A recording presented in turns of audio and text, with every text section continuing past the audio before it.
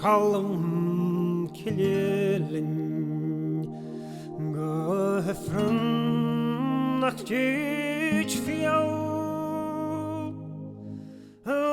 ach the tavrish go gilin shiad abwa chwla jiad.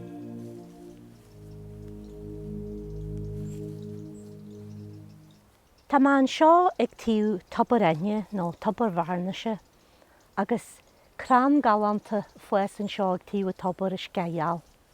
Fur a tobar seo aim ó bhathar cholam ciile. Agus yn sta blianta hoi hart, brelis na mílte hat an seo leis a torasí anú an líhiú le da bhí vihiú le cholam ciile. Agus yn san amsin se toras na rí a bhí ar a toras seo. Yn seo mo hiú tá altar, tá céim cholam cilion, tá coppla carnan clohan agus a muí cannavali tá relic fagan sin an na tir corú poistí gan wáistú. Tá clá mo muín sin fásta, nis beidir gur corú suas sin mar warc ar uai, a beidir fásta go bhfuil a chlásin an sin le teisbantún cahétir chríchnaí i charman, agus sin chéad a bhí sé charman sin nó dunne bí bhí ar a tustí an talú sin bhí siad sáhailte gur ced an sí an uarú. Agus ar nóie stáithe góir a balle a aim a charman sin a balle fearn a bhfuil mo John.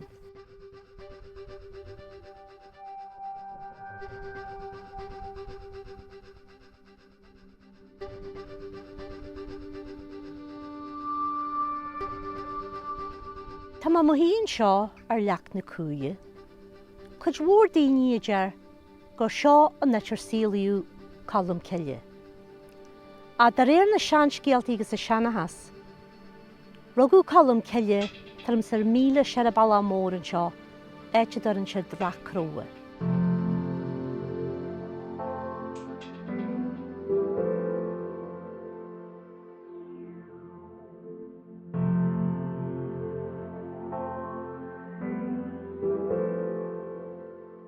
An seo Rome tá a seanúrthaid a tá stí a lár na relice an seo an gáirtan. Sin is sean champel a bhí an seo, agus ribh sin bhí an dún, agus bu sin an éit ar rugú colm ciile. Agus tá muna chlóthá seo abalta lóirt agus scéaltaí inse na jazz na scéaltaí a bheith siad abal inse dún. Na bheith siad abal inse dún gur blianta fada na dhé sin deirtar go dog a bhuitir a talú sead a cholam ciile leis i cheadháineiste a thógáil an seo.